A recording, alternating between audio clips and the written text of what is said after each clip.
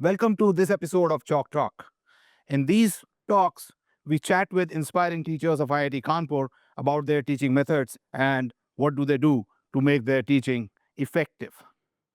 Our guest today is Dr. Yogesh Joshi, who is a professor of chemical engineering at IIT Kanpur and recipient of the Institute's Distinguished Teacher Award.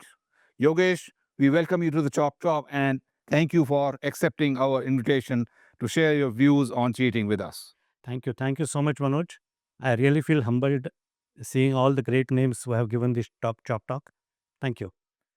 Thank you, and you're no less. So, before we begin, could you give a brief, share your thoughts briefly about what teaching means to you? See, teaching is that one transformative thing that really changes your life forever. I'll just tell you one example. One professor of University of Minnesota, Minneapolis, a very distinguished scientist, in a very casual conversation, she said that, look, Yogesh, what we do in our research, we don't know how much it really transforms the world. But the classroom is something that we can really transform the world. We can teach a certain subject in such a fashion that we can really mold that plastic clay into something which can actually be real, which can later be a real product. And as a student, we all of us we do get motivated by inspiring teachers. We try to follow their footsteps. We decide our career paths depending upon which subjects we like.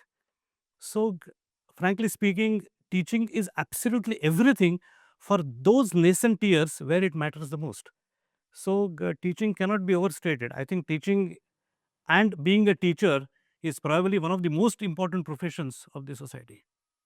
Thank you, and you've been doing it very, very well. And you're a chemical engineer, Yogesh. And a lot of the people think, including the prospective engineering students, that involves a lot of chemistry. So please tell us, what is chemical engineering and what does a chemical engineer do? Yeah, so that's a very good question, and there often is this huge confusion.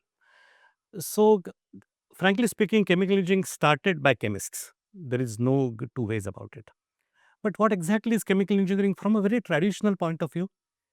Chemists do a reaction in a small pot, maybe a few ml. Now, if that same reaction is to be carried out over a scale of hundreds of thousands of liters, Industrial scale. industrial scale, or several thousands of tons, so on and so forth, then what all is needed to carry out that small pot reaction to this extraordinarily large scale is chemical engineering. Then it may include designing of that pot, designing of the stirrer, how the fluid or powder or whatever those constituents are, how do they flow, how the heat transfer occurs, how mass transfer occurs, what are the typical thermodynamic transformations, how the that specific reaction engineering is. So it does require some aspects of chemistry, no doubt about it from a traditional point of view, but actually it requires much more physics than chemistry. How heat transports, how fluid transportation takes place, and huge knowledge of thermodynamics is required in that. So it's beyond chemistry. It does start in a traditional point of view. It does start with chemistry, but then all these aspects come in picture, including how to run a successful industry if you really want to kind of start from a small reaction to a large pot reaction. So this is still a traditional way. But then what happened is that as we went into, and of course the chemical engineering was became hugely successful because of the crude oil. Right. So all this fuel and all the petrochemicals that got transformed because of fuels, that really boosted chemical engineering. Now what has happened over past 3 decades or 4 decades, any transformation of raw material to engineering product, a chemical engineer finds it to be kind of a right place to carry out that transformation. So let it be semiconductor industry, let it be batteries, and many other fields, drug discovery, chemical engineers, huge aspects of bio comes actually in chemical engineering. So chemical engineering has become in a great way seamless. It has happened that chemical engineer actually can adapt themselves to other disciplines rather than other disciplines they are able to adapt the chemical engineering discipline. So it has become seamless and it has become very flexible to adapt to changes and to get new things in the chemical engineering. So one would say, if some young people are watching us, that it's a good field to enter because as the world changes, as new things come in, as a chemical engineer, you'll be really trained well to adapt to these changes and go into any industry. Absolutely, Well, absolutely. thank you for that point. Because a lot of people have this confusion, and so now let's start how you got into engineering, and we'll start from your school days. Tell us what subjects did you like during your school days, and what did you dream of becoming when you grow? Yeah, so that's again a very good question. So of course I loved mathematics. I also loved history. I still love history. I read all these Middle Eastern history, British history, American history, and but that's not my profession. But I hugely love history. But that's one aspect of it. Of course, I liked mathematics, and mathematics, and to a huge extent physics. But the mathematical aspects of physics, I did not like so much of chemistry. I don't think many people like so much of chemistry anyway. But that doesn't really matter. That does not stop you from becoming a good chemical engineer. Those who are great chemical engineers does not mean that they have great knowledge of chemistry. Chemists are supposed to do chemistry, and chemical engineers are supposed to transform that chemistry to a large scale by using laws of physics. So that's kind of. But again, coming back to the school thing. So always liked mathematics, and my family background is such that somehow I never had doubt in my mind that I want to do PhD, and that's from my high school days. So maybe if you ask some daughter or son of an actor that what do they want to do, a natural thought will come to them that they want to kind of go into cinema. My father is a journalist, but in our family we had a lot of very highly educated people, and somehow I never had doubt that I want to do PhD. It was not sure that whether I'll do engineering or not, but PhD is something that I always wanted to do, and something closely associated with mathematics. Okay, wonderful to hear that. But then you grew and you somehow went doing chemical engineering. So, what in the first place attracted you to engineering, and in particular, what attracted you to chemical engineering? Okay, so now I must confess here that it was peer pressure that got me into engineering. Typically, what happens in Maharashtra is that engineering college admissions happen much later, and the basic science admissions happen at much earlier. Immediately after 12th standard results are done, they actually happen. Uh, g- the environment in which I grew in, that IIT culture was not so prevalent. So I was not actually aware of the JEE exams and all these things. Gave 12th standard examination and got certain PCM score, and very diligently I took admission for BSc mathematics in Because that was your Ferguson subject College. you liked. That is a subject I liked. And then, of course, with peer pressure, along with several other students, I had also filled forms for engineering colleges. And it happened so that I could actually get into any branch Sure. that I would have liked at that particular time, particularly computer science and engineering, which was really a preferred choice. Uh, it happened so that with again family members, we did some search research on which branch has really good teachers and all these things, and I actually ended up doing polymer engineering. I see. Not exactly chemical, it's a subclass of chemical engineering, but still not exactly chemical engineering, and I'll come to that point little later. And all the teachers were absolutely extraordinary, and that research actually came up to be true. And I joined polymer engineering. And the primary motivational factor, without knowing absolutely anything about it, that these are really good teachers in that particular, because of we knew some people who had graduated, Right. and they praised them. So again, as your previous question, that it's the teachers that actually mattered rather than the discipline Right. at that primitive stage. So and they can really generate an interest in the subject they are teaching. Absolutely, absolutely. So you did your BE from Pune University in polymer engineering, and now you're a faculty member at an IIT. So how different the system here of teaching engineering is, or similar to university education in engineering? Okay, so I'll still come from the last question to this question. Okay. So I must mention that in third year of my polymer engineering, I was taught the subject of rheology by an absolutely extraordinary teacher. And while learning that subject, I decided that I'll work in rheology. And this is literally speaking now 30 years I'm working in rheology. Okay, so it's that really shows power of a teacher. Yes. Right? So, but there are some other aspects to it. Again, I'll come back to that a little later. Uh, but I would really like to talk about the difference between the university culture and IIT culture. So the main difference is that although semester system is there in university culture also and IIT culture also, we do not have continuous evaluation. So all the evaluation is done at the end of the semester, and you go to the next year despite the fact that you have some subjects which you have not cleared, and they call it something like an ATKT system Yes. or something like this. So people, of course, those who are good in their studies, they clear the exams, they go through and they complete their BTech in 4 years. But there is still a good class, good number of students, they are not able to do that. And unlike IITs, there are thousands of students enrolled in such universities Right. actually. And a good number of students actually fail in those subjects. And I personally knew several students. I'm actually diverting it in a certain That's different okay. I direction, mean, but this is a still. discussion. Yeah, absolutely. And several students I knew that after 4 years they had huge number of backlogs, and they decided to because their family cannot support them beyond those 4 years. They decided to work, and while still continuing to complete their At backlogs. the university, yeah.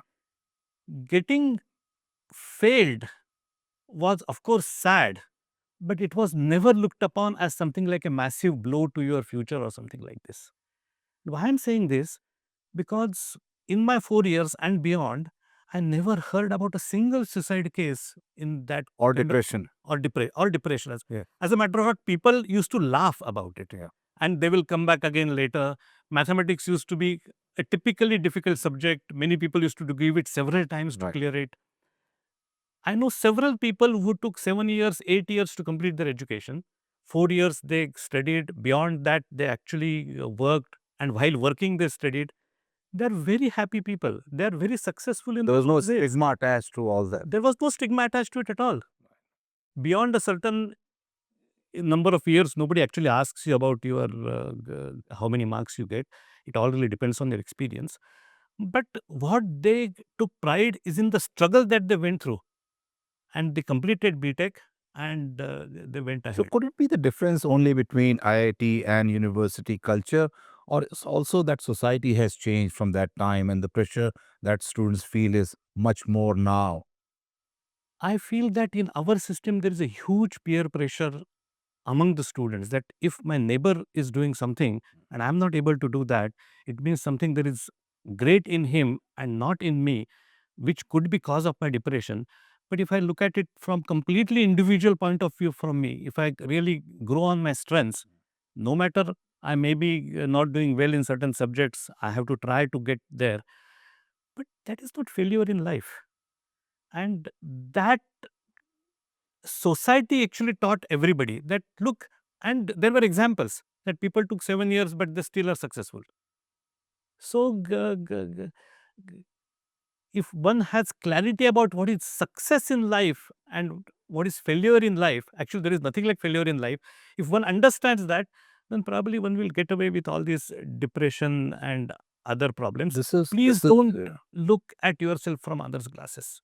Please don't look at you from others' glasses. That's the most important lesson. This is a wonderful message that you're giving to our viewers, both young and old, that do not look at yourself from others' glasses.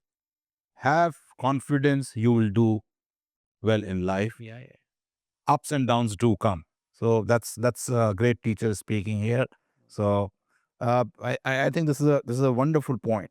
And so you were in this relaxed environment where you could pace yourself properly. You enjoyed, obviously, teachers were very good, and then you decided to do PhD, which was like predetermined. You were going to do, and you went to NCL, National Chemical Laboratory in Pune, to do PhD, which is a it's not a university.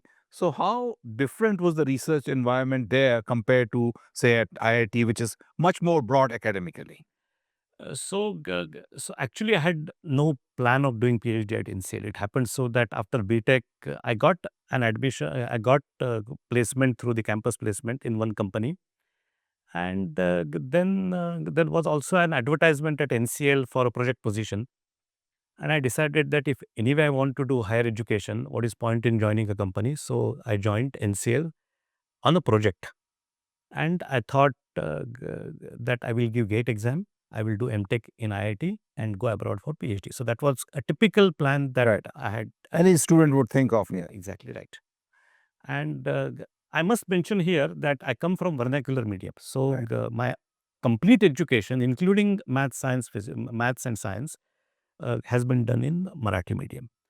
So I did have an inferiority complex about my English. So despite doing BE, I did not think that I was capable of cracking GRE exam Right. and going abroad right away. So I thought I'll take Take a MTech break, do things, yeah. and prepare it well. Right. So I gave GATE exam, and I got good GATE score. And then I realized that in NCL itself, there is a possibility of doing direct PhD by registering in a certain university. Okay. And there were some people who were actually doing Right. that. So it was kind of affiliated with something. Exactly. So Dr.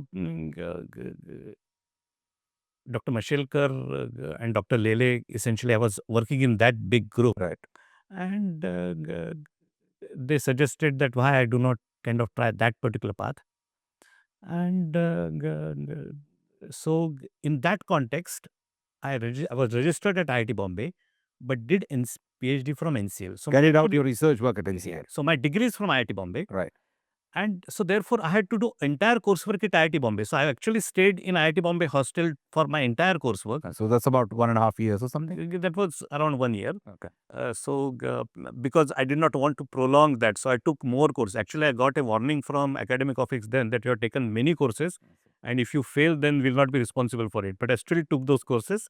And did not take. I did not fail, thankfully. And then went back to NCL. Now, NCL is in many ways similar to IIT system, but still different. Many ways similar because the scientists in NCL are, frankly speaking, absolutely world-class people. Means chemical engineering at NCL, it's considered to be one of the topmost chemical engineering places, I see. not just in the country, but in the world too. And having such stalwarts around you had a huge impact on me. And unlike in IITs, where there is a still certain kind of a barrier between a faculty and a student, in that NCL environment, that barrier was not there. So very senior scientists and students like me used to have tea every afternoon without having that stigma that I'm having a tea with faculty or something like Probably it was that two scientists are talking. Is that what it is? it was kind of that. So they gave respect to their students from that point of view. And we also did not feel that something different is happening. Right. But here we see, of course, in IIT Bombay also, you will not find that regularly, that Right. every afternoon a teacher and student is having tea, or here also. But it happened there. And those conversations, walking in anybody's office and casually chatting for half an hour or something like that, that was quite transformative. But what about your age group people from different backgrounds? Like in IIT or university, you would have somebody next door who's doing PhD in English and mathematics, which you liked. I agree. That aspect was missing, indeed missing over there. So, g- except the fact that I stayed at IIT Bombay for certain duration to complete my coursework, I did not have that, what you say, exposure at NCL Pune. Although a lot of chemists were there, But student to teacher ratio there was, let's say, 1 is to 2 roughly. So for one faculty, 2 students, not so many students used to be there actually. So the student faculty interaction was far more over there than So did it has it affected your relationship with your PhD students, and does that have an influence on how you interact with your PhD students? yes and no. I think my advisors were far more kinder to me than I am to my, I am to my PhD students, and I tell that to them. But you still have tea with them. Yeah, I do have tea. Okay. I do have tea with them, and I would say, touch wood, my atmosphere in my lab is extremely jovial. Means I all the time crack jokes with them, and nobody's afraid of saying anything to me on my face. So that's at least that's what I feel. Now that we have covered, how you ended up becoming a faculty member at IIT Kanpur, we have training aspects and all that. Now let us switch to you as a teacher, and let's talk about that. What kind of subjects in chemical engineering do you like to teach, or can you take up anything? Okay, so my teaching in chemical engineering has a nice background. I joined IIT Kanpur in 2004, and the year I joined, uh, two very prominent thermodynamics teachers from our department retired. One retired, other one took voluntary retirement. And one of them was an absolutely legendary teacher, and everybody knows Professor Y.V.C. Rao. Yes, he taught me all. Yeah, and Professor Y.V.C. Rao decided to take voluntary retirement. And since both of them taught thermodynamics, various aspects of thermodynamics for probably a few decades prior to that, suddenly department needed more people to teach thermodynamics. And Professor Ashutosh Sharma was head of the department. And one thing I had decided, that no matter which subject I will be asked to teach, I will teach that subject. So Ashutosh told me that I should teach statistical thermodynamics in the very second semester of I join. Now my background was in polymer engineering, followed by a PhD in rheology, and I did not really have the kind of upbringing in thermodynamics that one needs to teach not just thermodynamics but statistical thermodynamics. So one day, me and my dear friend Shankar, we were walking in this bookstall on campus. So Shankar showed me that, look, this is the book that you're supposed to teach. Okay. And then and there itself, I purchased this Statistical Mechanics by Machiavelli. Okay. And I literally started reading from the first page. That's a book by a chemist, Macquarie. That's a book by a chemist. And literally started reading from first page onward. And I think that teaching experience was an absolutely transformative teaching experience for me personally, because I literally learned that semester and taught. And when you do that, students absolutely keep you on your toes. You cannot afford to make mistakes, so therefore you prepare far more than what you are supposed to deliver. Then, of course, I got some other books also, and I started going through those books. And once I taught statistical thermodynamics, which is only physics and mathematics. There is nothing Right. beyond that. There is no text over there. It's only equations and You would have physics. loved that subject because you had this liking for mathematics. Absolutely. Huh. Thermodynamics is not an easy subject. No, it's not. And I loved that experience, and I taught, and of course I taught that later 2 times for my term. And then I started teaching the regular thermodynamics subjects. I want to again, so to come back to your question, that yes, I teach thermodynamics, I teach fluid mechanics, I teach transport phenomena. All these things are very mathematically rich subjects. One senior professor told me that if in any department, in chemical engineering, we have kind of 4 streams. He said that a person should be comfortable teaching in 2 streams. Right. Okay, you don't have to really master yourself in 4 streams. There are people like Shankar who have mastered themselves in all 4 streams, but I contain myself to 2 streams. So transport stream is one and thermodynamic stream is other. So these are the 2 streams that I decided to teach. And I essentially taught subjects from these two streams. But whenever need is required, of course, I have taught communication skills, which we'll talk probably later. I must mention one person. So some people influence you because they're your teachers. Some people influence you because their legacy. And Professor YVC Rao has influenced me from that point of view. It happens so that I sit in the same room as YVC Rao. And don't get me wrong, some people will say that I'm talking rubbish probably. There is a host of thermodynamics in that room, and I can feel it. And that's an amazing experience to sit. I have extreme respect, extraordinary respect for YVC Rao, the kind of books he has written, the kind of thermodynamics approaches that he has developed, which nobody in the country developed. It's absolutely amazing. In fact, I remember when I was a tutor with you that the Jacobians you taught from that book, he said, particularly read it from there. So that is the kind of respect you have for his teaching methods. Yeah. No, look, Uh, I one- owe a lot to him. Unfortunately, no more, but yes. But so the point you're making is you are growing all the time. When you are in college, you are growing with the influence of your teachers. When you're doing a job or when you are a faculty member yourself, your colleagues influence you. So you have to keep your eyes and ears open and learn all the time. And obviously you grow with that learning. But given your mathematical, liking, do you make your courses mathematical? How rigorous mathematics, how much do you use? Yeah, so that could be actually one complaint because when I teach transport phenomena, I never shy away from making it a tensorial course actually. I have a very simple point is that if the students don't get exposed to tensors in this course at IIT, then where will get they exposed to?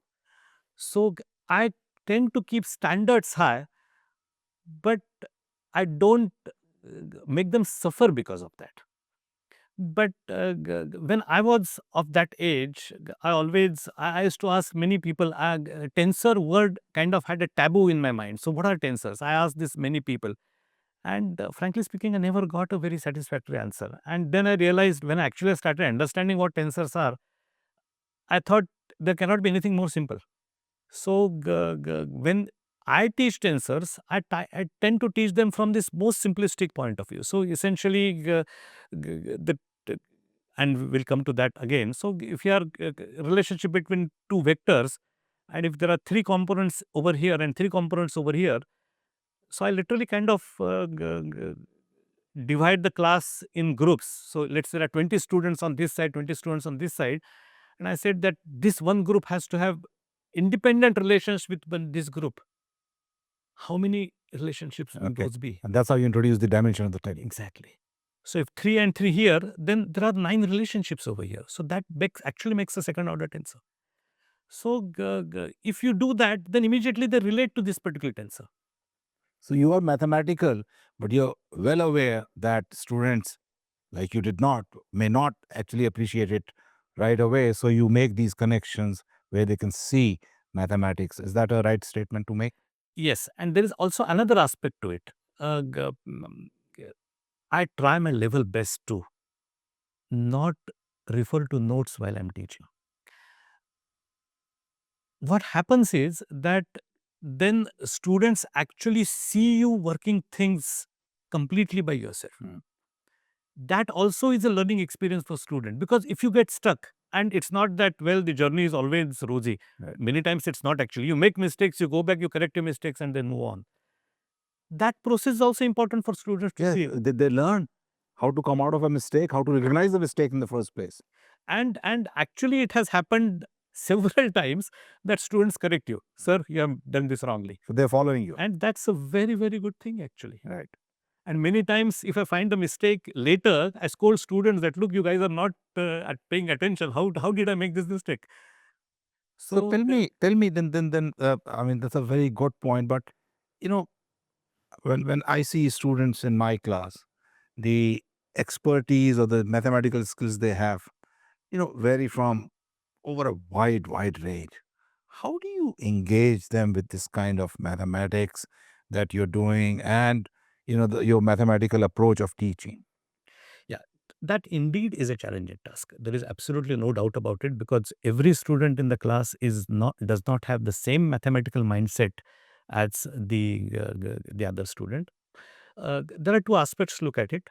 One thing is that try to explain that physics behind that concept in as much lucid way as possible, so that every student gets that information. At the same time, those students who eventually go to, let's say, MIT, Stanford or something, they should not be intellectually deprived because some students who are not as capable as them mathematically. So you have to really do a very balancing So you're act over giving there.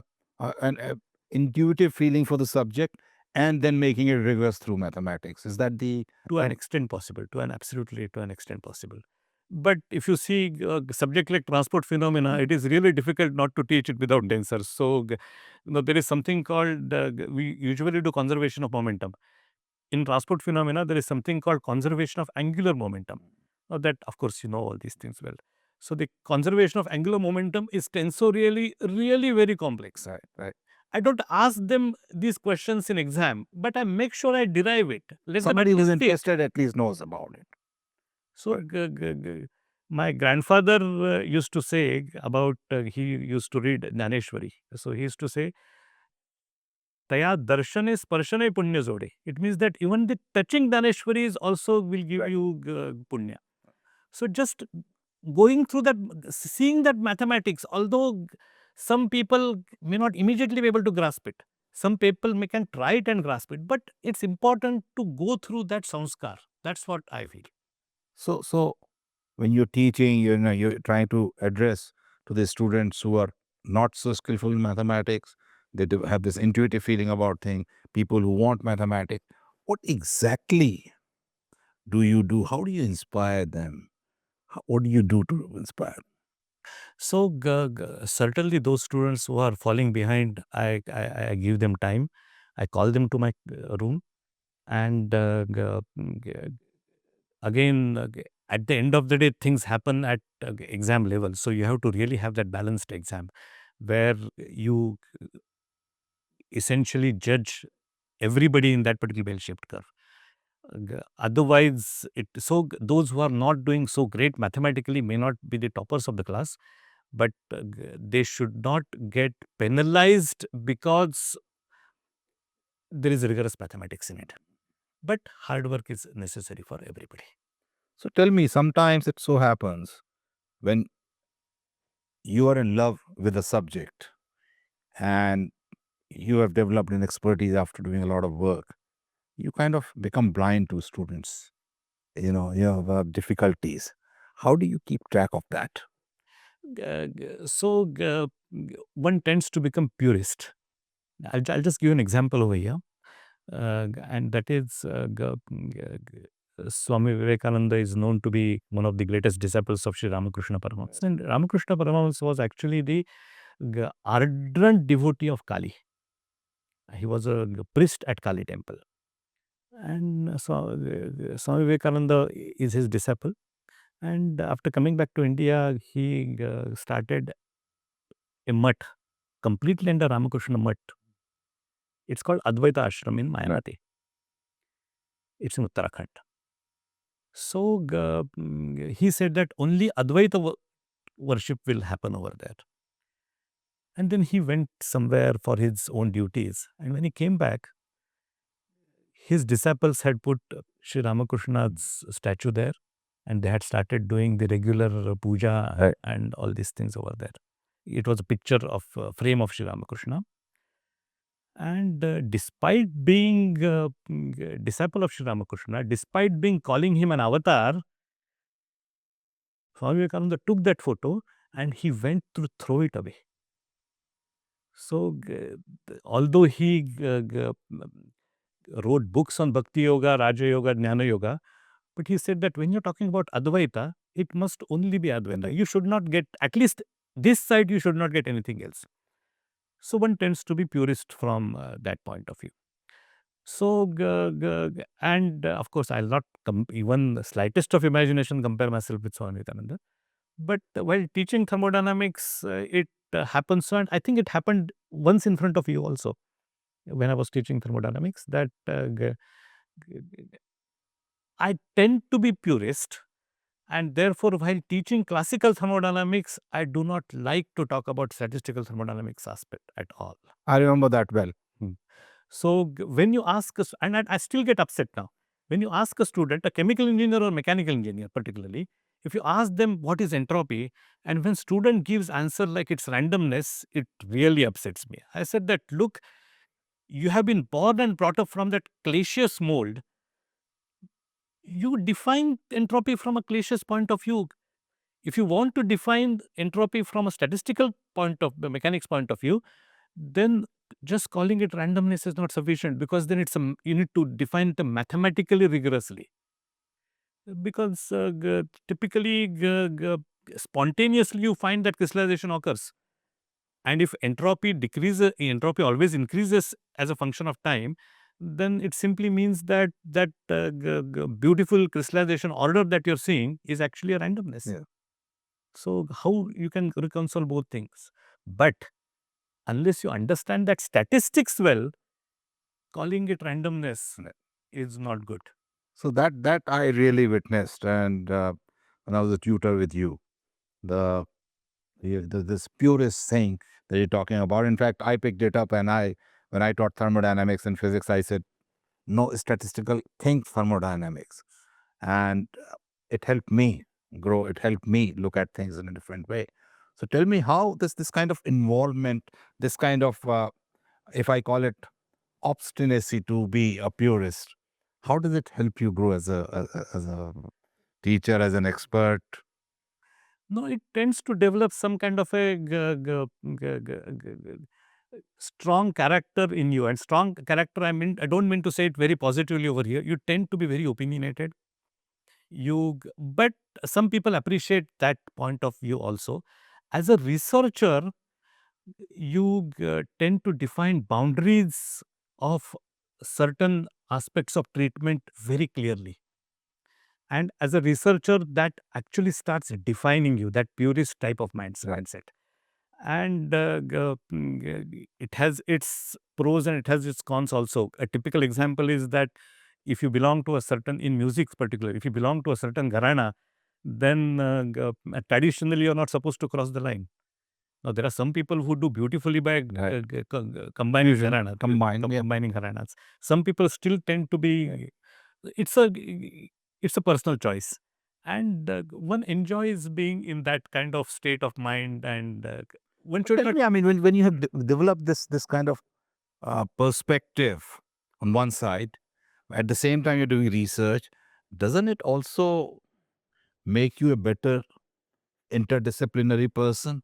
Because now you have one thing which you're looking from one point of view, another thing you look from one other point of view, and then if you let go and you say, let's mix the two, interdisciplinarity comes in. Absolutely, absolutely, absolutely, and particularly that interdisciplinarity is extremely important. And thermodynamics is that fluid that mixes with any other discipline so well that if you are, and for that matter, any branch of engineering, and if you have good knowledge of thermodynamics, it only strengthens you. And that's So absolutely would I important. conclude that you're a purist, but you're open? No, no. When I say I'm purist, I'm saying only for teaching. So when I teach classical thermodynamics, I do not bring statistical thermodynamics in. Okay. But I do teach statistical thermodynamics. It's Right. not that statistical thermodynamics is untouchable to me. I love statistical thermodynamics. How do you then influence the students that you mix the two? Initially, you're saying don't do this. Then, if somebody wants to become a researcher later, they may think I'll just stay in this or in this. When you talk about thermodynamics, you need to know exactly what you're talking.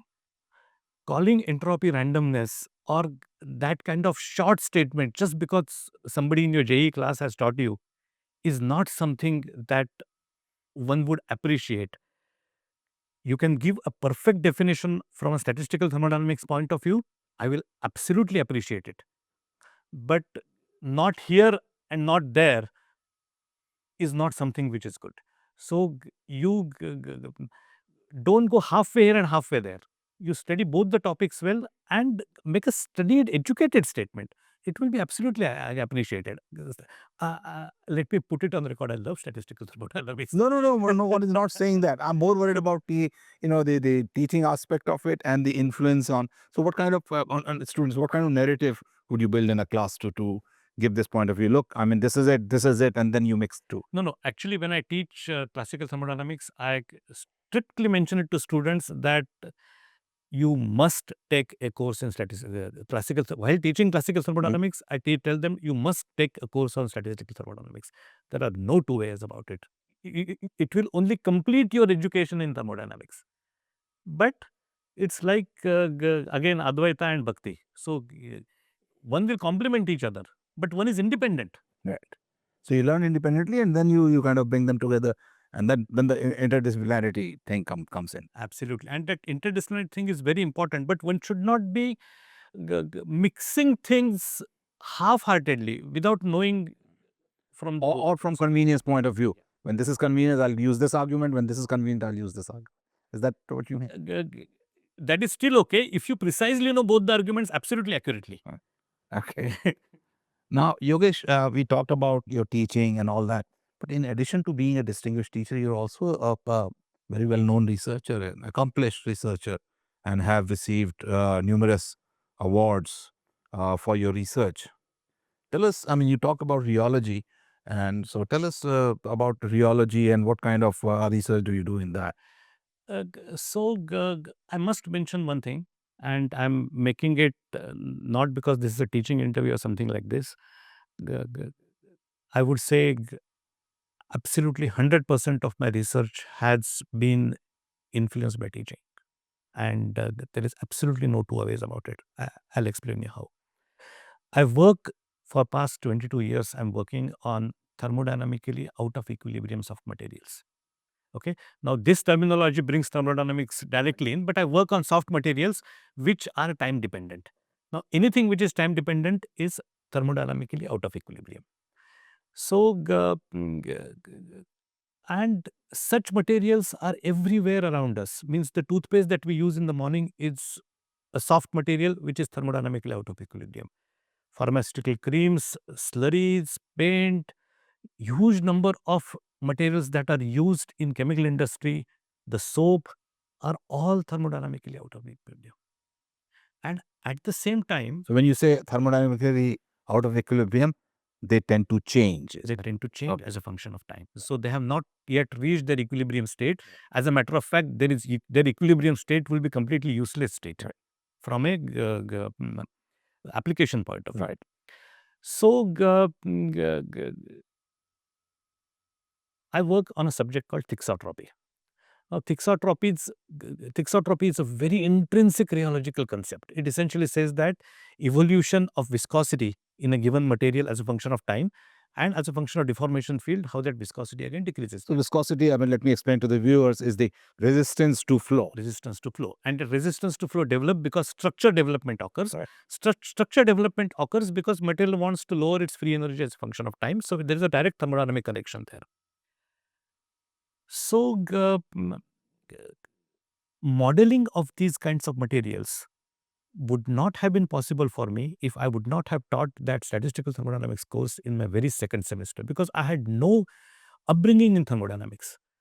So that thermodynamics outlook, and more so, I will now slightly deviate from the very traditional thermodynamic outlook of the Clausius Carnot type, but Gibbs type. The way Gibbs has disciplined subject of thermodynamics is not just limited to thermodynamics, but how one should think about independent variables, dependent variables on them, how their interrelation is, and how their interrelationship mathematically and by, of course, not violating any laws of physics, how you should take it to the ultimate conclusion. That path which Gibbs showed is a huge learning experience. That was during your teaching that you learned it. That's what my teaching I learned it. And again, I'll go back to Y.V.C. Rao, because I would not have known about Gibbs approach at all if it would not be Y.V.C. Rao. Because I must mention this, that nowhere in the country engineering thermodynamics is taught using Gibbs postulates. It's only here in IIT Kanpur. That's thanks to Y.V.C. Rao. And in several schools in US, it's done. In several schools in US, it's done. But those Gibbs four postulate, and how those four postulate build the entire subject of thermodynamics. So, and once you have that mathematical structure ready, actually I've used that Gibbs mathematical structure in several of my papers. Okay. And again, it's thanks to my teaching. So tell me, I mean, once you are that much into teaching and you say that, I really am getting a lot from it, and you want to go deeper and deeper into it, but you have to balance it with your research also because you have to give time there. How do you do it so well? I mean, you're doing so well both ways. I mean, so Teaching actually is a good distraction from research. So, if you think you are a researcher, then teaching is a stress buster. Uh, mm, 1 hour of classroom teaching is 3 hours of rigorous preparation. right. Otherwise, it becomes difficult to enter the class, especially you are teaching undergraduates. Any class, but especially you are teaching undergraduates. When I joined IIT Kanpur, Professor D.P. Rao was my neighbor in my academic area. And he told me one thing, that Yogesh, if you want to just bounce a ball in class, you do that 10 times in your office before bouncing it in front of school students, so that nothing will go wrong there. Right. So that really, and he was a legendary researcher and teacher, so that actually kind of grounded me. So when I have to teach that morning or that afternoon, I absolutely don't do anything but literally speaking, derive everything by myself, so that I don't have to use notes.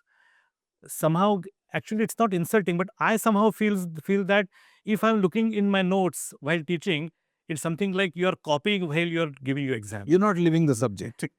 So tell me one thing. I mean, do you think the kind of teaching load that faculty members have at IIT Kanpur, is it properly balanced with the research expectations they or the institute have?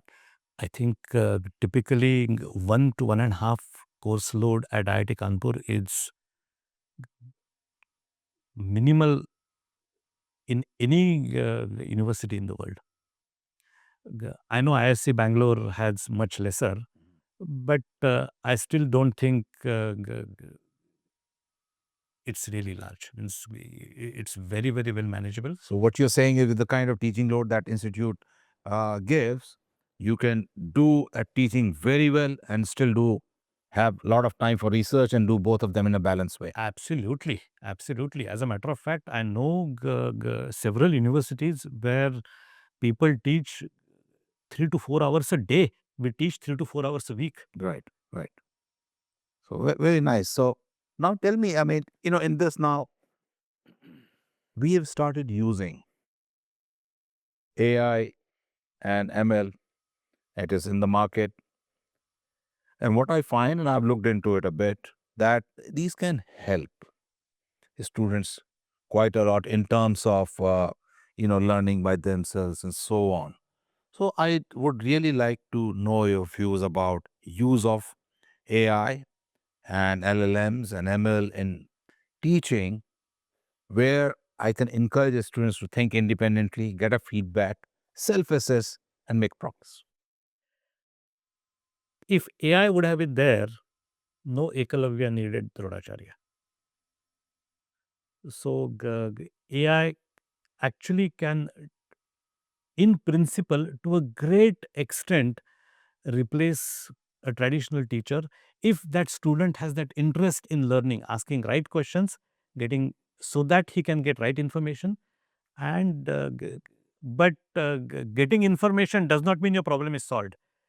That information must percolate deep inside your mind, And unless you have understood it, keep on asking questions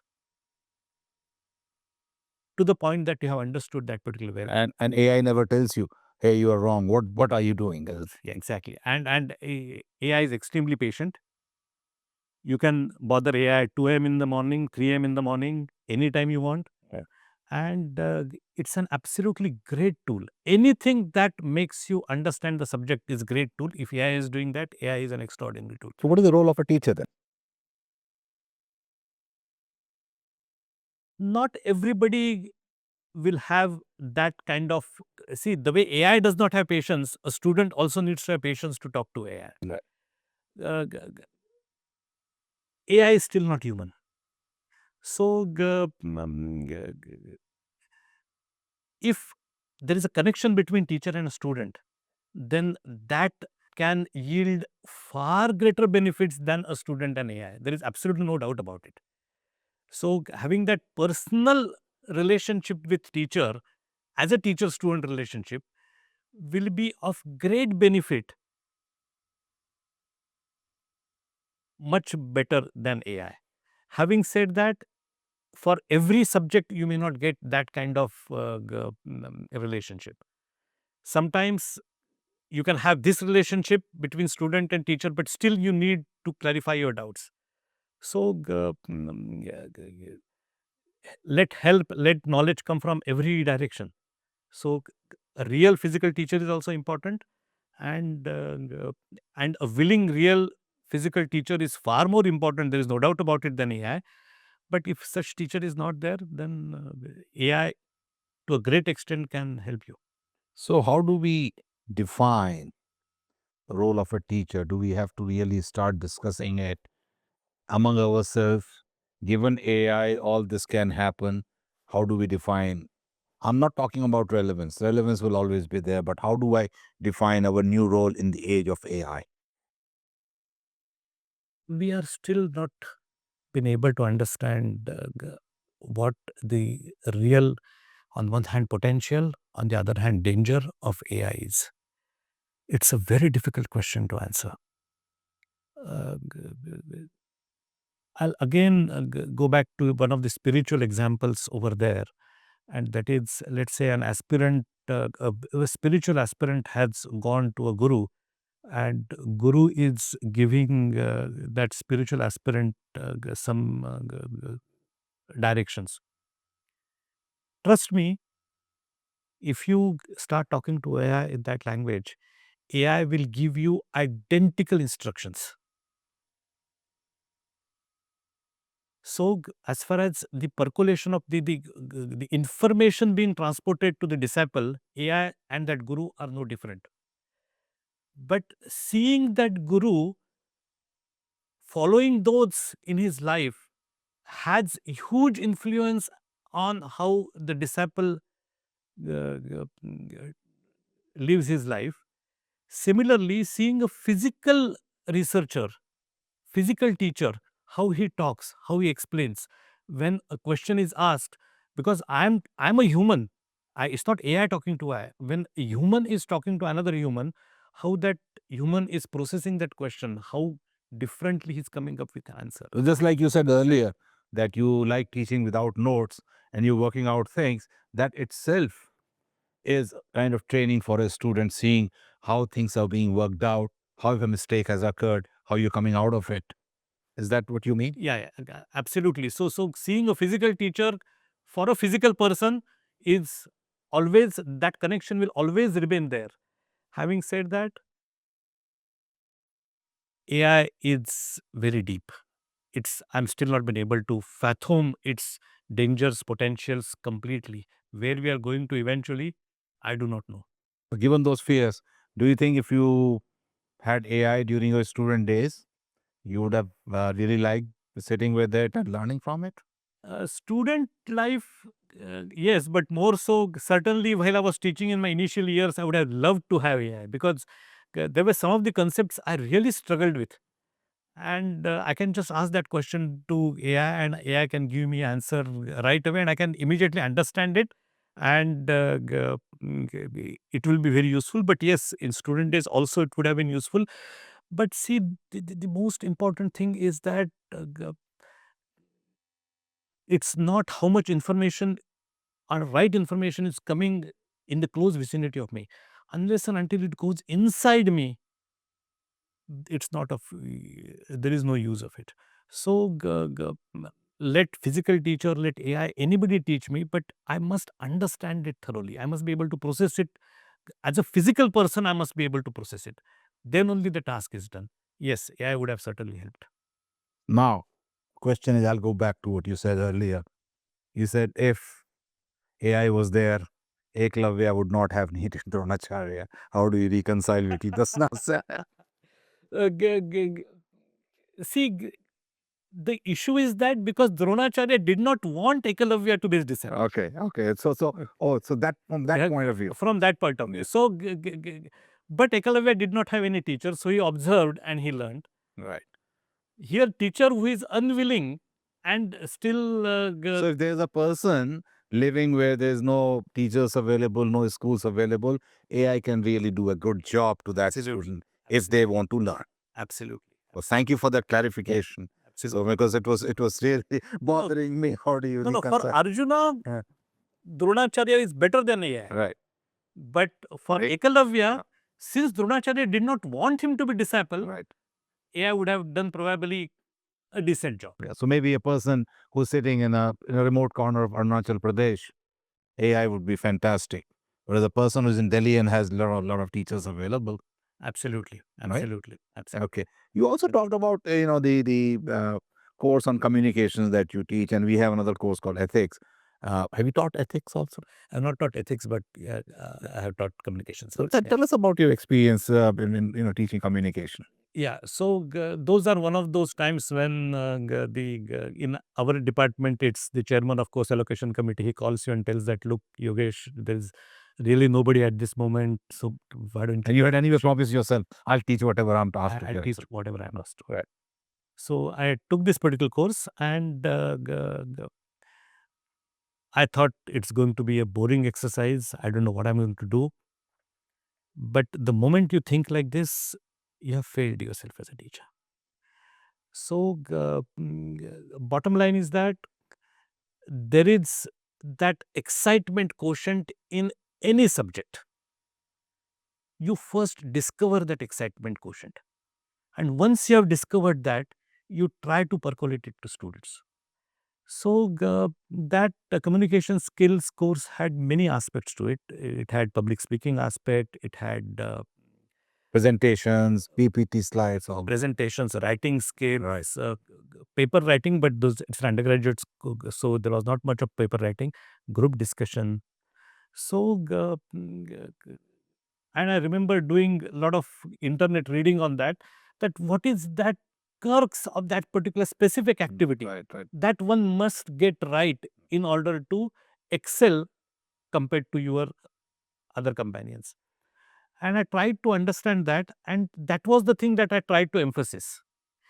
Uh, g- g- g- when it comes to writing, g- I told students that nobody can teach you writing. It's you have to be your own guru when it comes to writing. Well, AI can. You can get a feedback. You can get a feedback. You can, well, AI is an extremely dangerous tool when it comes to writing, Right. because see, it's something like this that I'm trying to make, let's say, trying to make gulab jam by myself, taking huge efforts.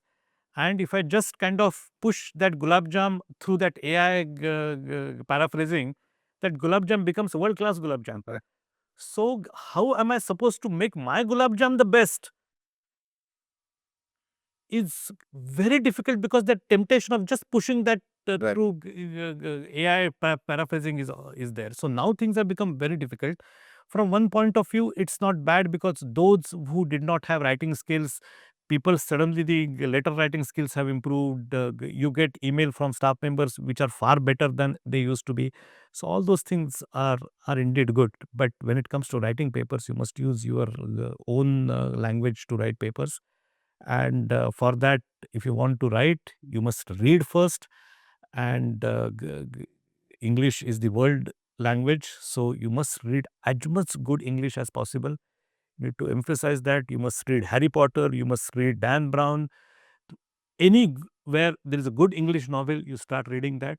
Only then you'll be able to first start developing that thinking ability and then writing ability. So what you're So saying is use, all these skills when you develop. And I was provoking you about AI in learning communication. You have to know what you want to learn. Your prompts have to be very good. So you have to be thinking all the time. It cannot just be it can think for you. yeah, absolutely, absolutely, What was the absolutely. students' reaction to your communications class? Well, actually, apparently students really loved it. Means my communications class used to be absolutely full. Okay. And it was, of course, I must also give a lot of credit to my TAs because they also managed various activities because it's group discussion, given topics, Right. and all these things. Group discussion activities used to be absolutely marvelous. Means there used to be laughter, there used to be, and we did it a lot because students also wanted that to happen Right. because they were supposed to have group discussions for their other professional activities. Also, they were So talking to you. I mean, yeah, they got maybe went out their things or whatever. Really. our communication skills that time had an section on English grammar, and very diligently I started teaching them grammar, and then I realized that students are really getting bored. So I had to really change the way that grammar was being taught Right. to, to the students. So I'm not an English teacher. And my English is not bad, but I'll not call it great or something like that. But I use this beautiful book called Shrunk and White. Okay. Yes. And actually, that book is also a wonderful book. So I read that book. Since I like that book, I thought I'll share that book with Right. everybody. Right. And I tried to actually teach that book also in my communication. Oh, very nice. Very nice. So we talked about focus. Focus has been on UG teaching so far. You're teaching thermodynamics. You're teaching communication. Uh, let's talk about engineering education itself now.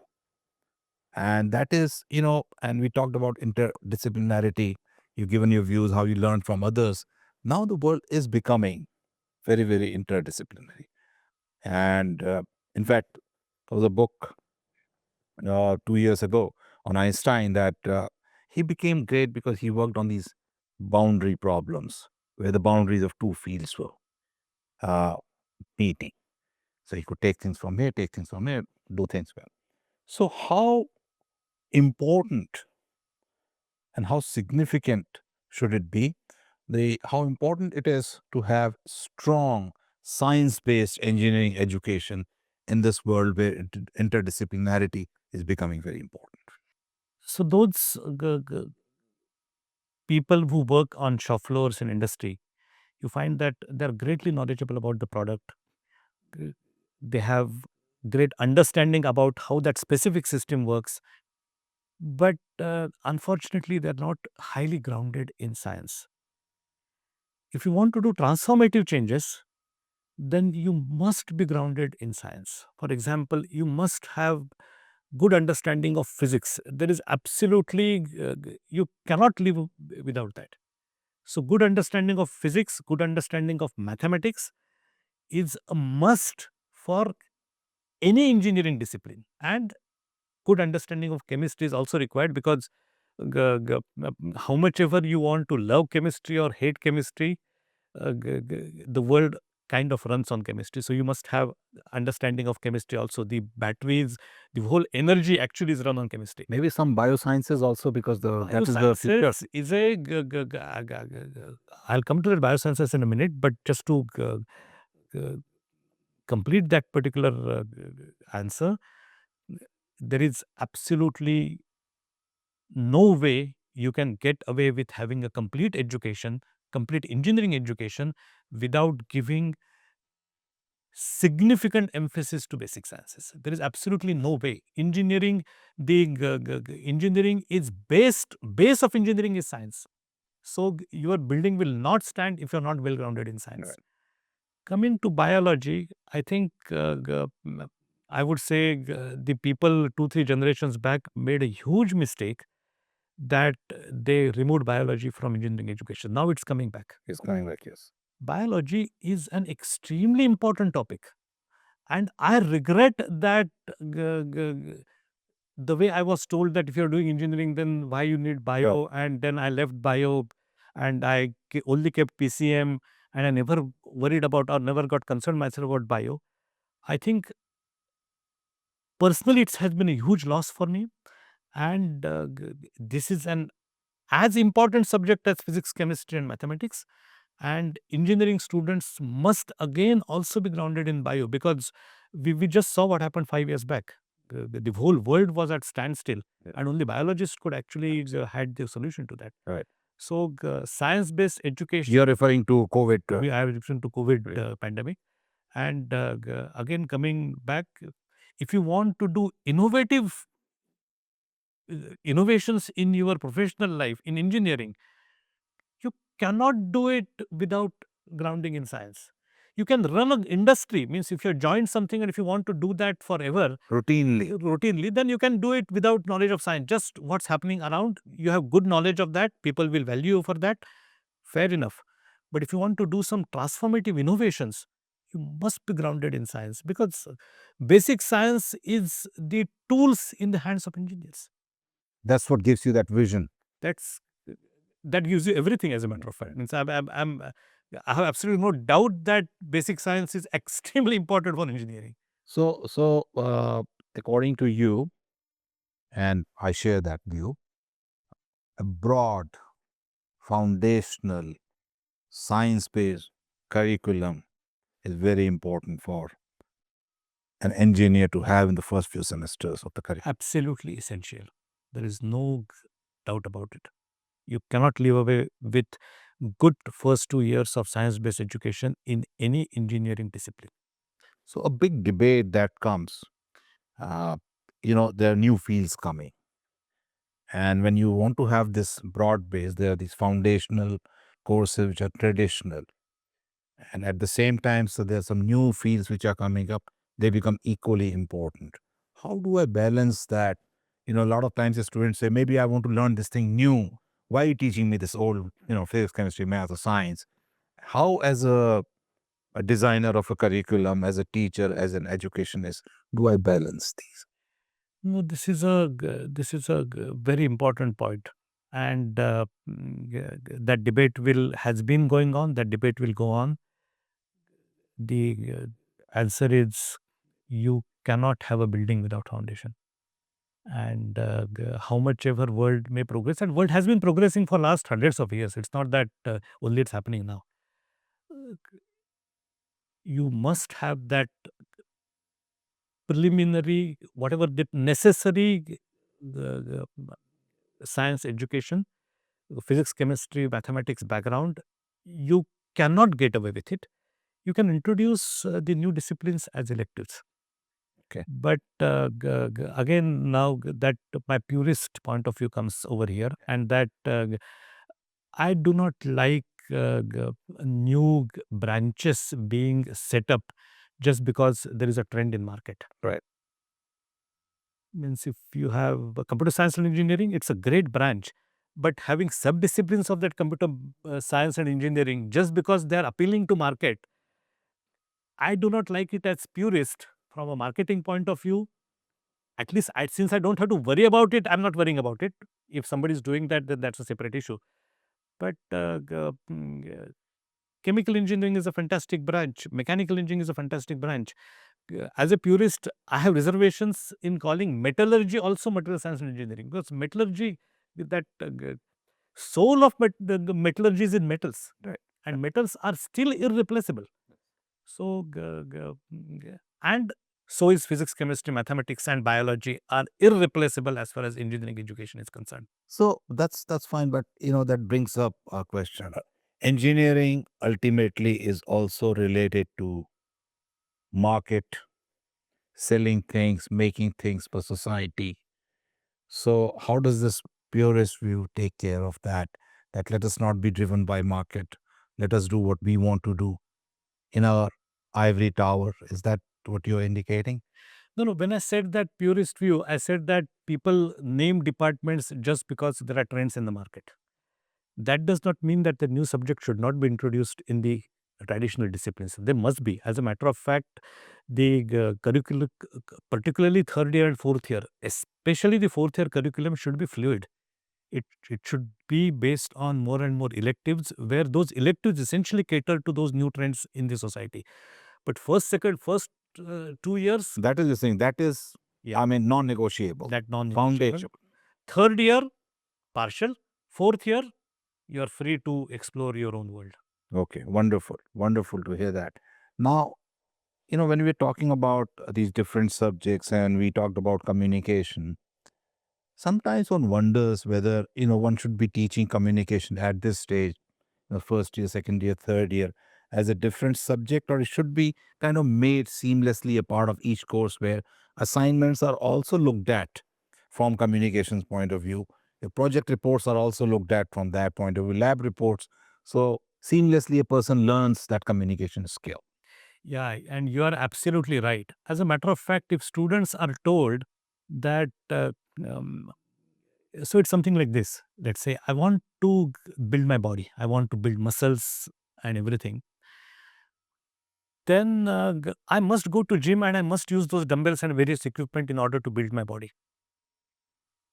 I cannot be putting my face on some great bodybuilder's body and sell it as my body. If I do that, people may say your body looks good and you have, but you know what exactly there is inside. 5 years down the line, 10 years down the line, people are going to see your body. You cannot go with that fake body from internet on which you Well, have you put your put your face. face.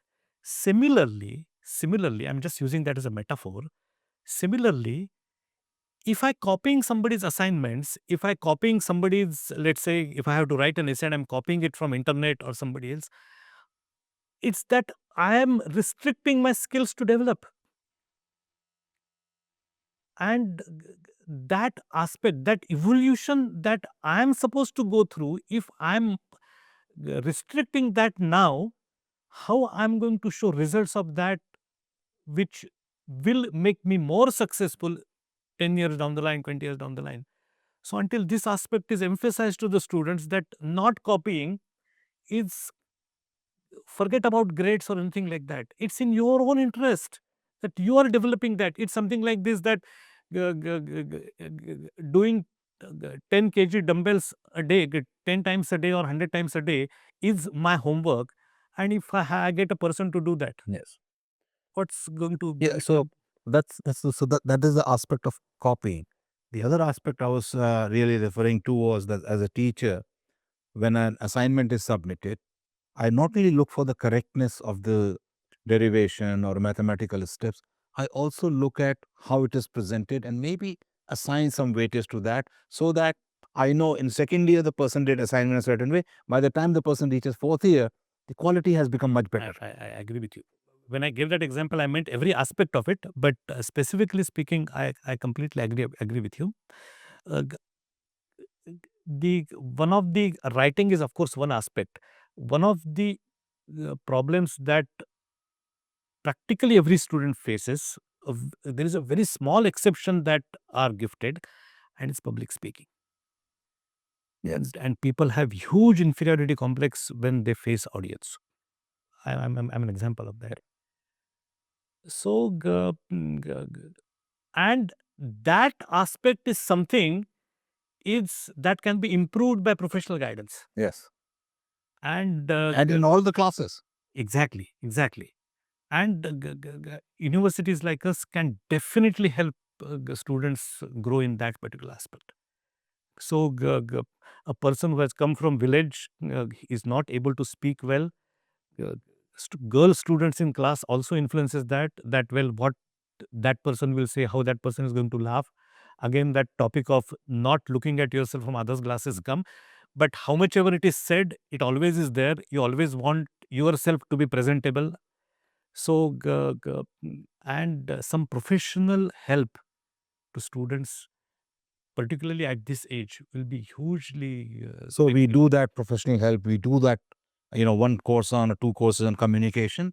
And also in professional courses, we ask them to become better and better at presenters. Exactly right. But I think we need far more professional people to do that than we doing it, in the sense that I surely know that there is a professor in Cornell who has written a book, and I'll share that book with you.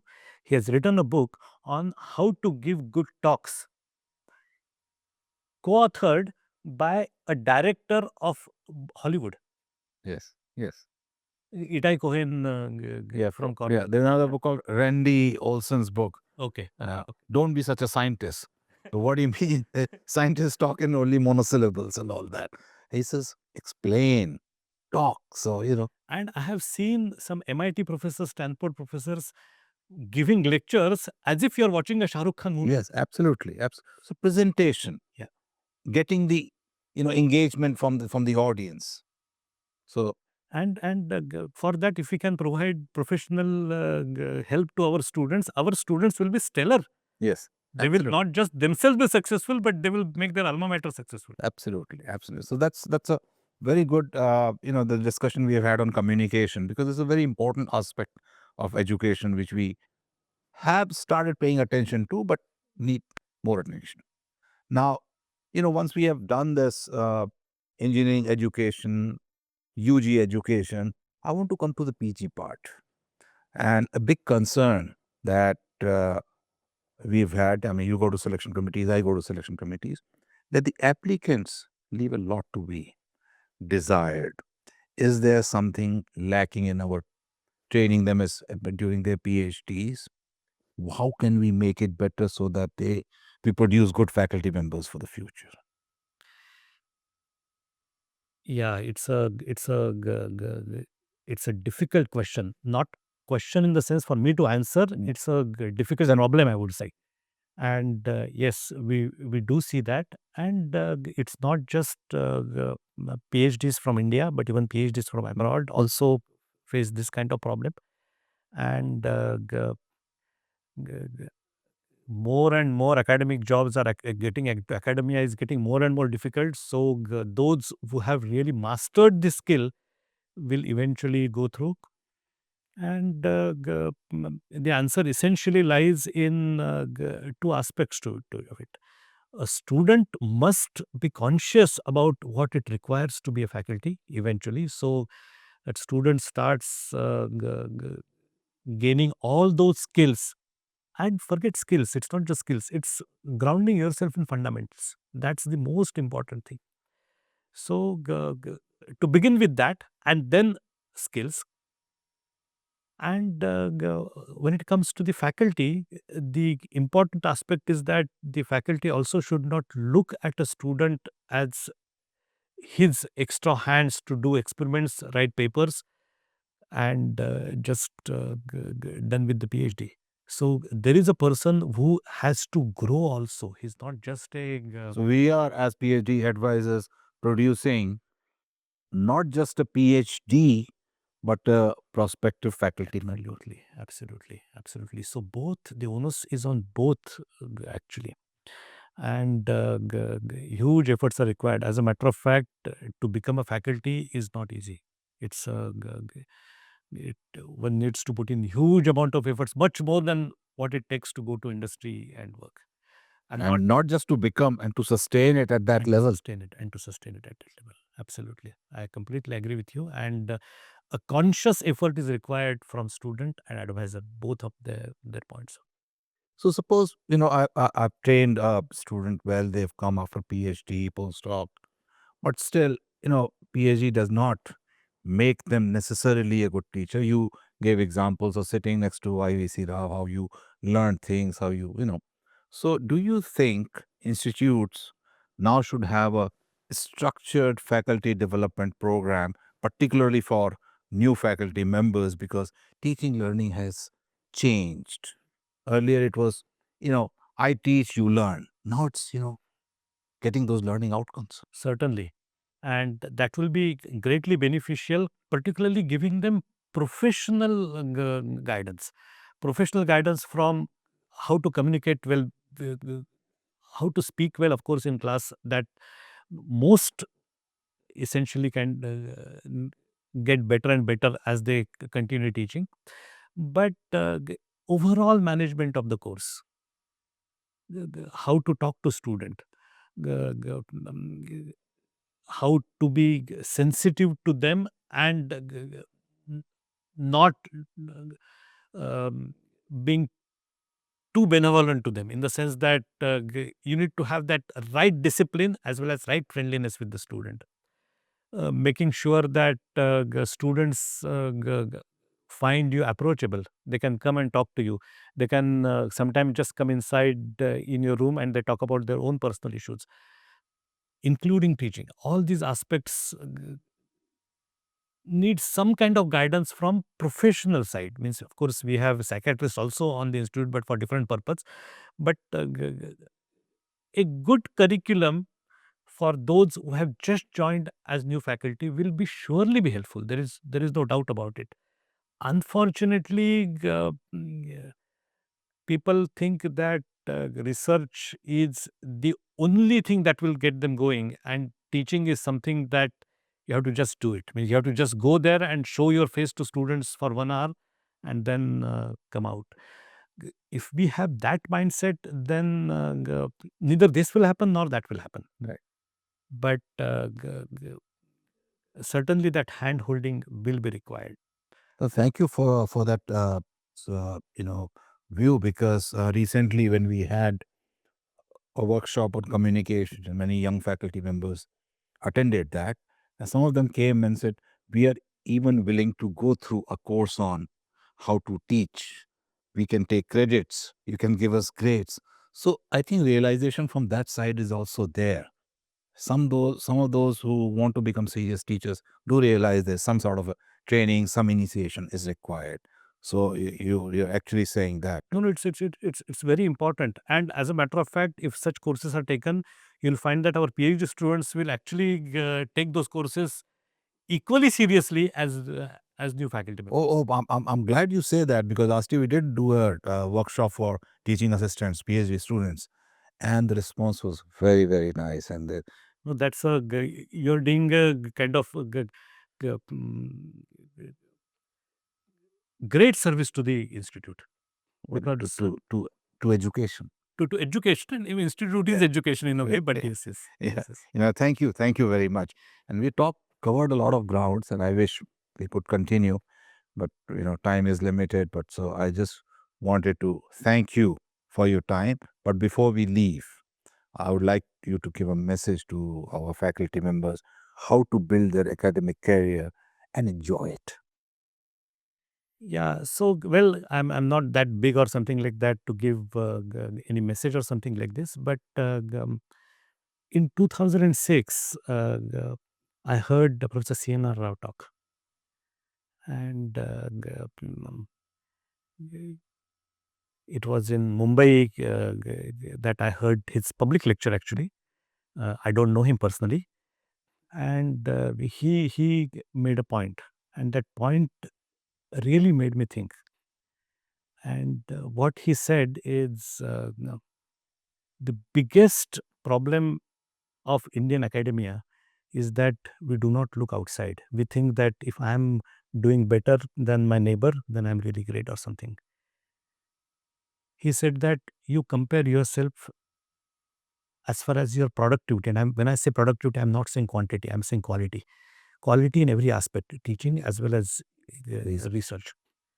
He said that you compare yourself with the best in the field and try to achieve that status for yourself by doing utter hard work. So that is the first message he gave. Second message he gave, which is extremely important, and that message is not just for faculty. Forget message. This is, I'm just conveying what he Direct. said. This is not me who is saying all these things, and that is equally important for students. And that is, intelligence will take you only to a certain extent. Intelligence will not be your savior. It has never been anybody's savior. It will not be your savior also. Only hard work will be your savior. There is, if there is a race between a rabbit and a turtle, turtle will always win, because how smart the rabbit is, it ought to get. If that hardworking capacity is not built in that rabbit, it will sleep and turtle will eventually win. So never have any kind of, if you at all have, if you don't have, great, inferiority complex about your intellectual abilities. I personally don't consider myself to be, what do you call it,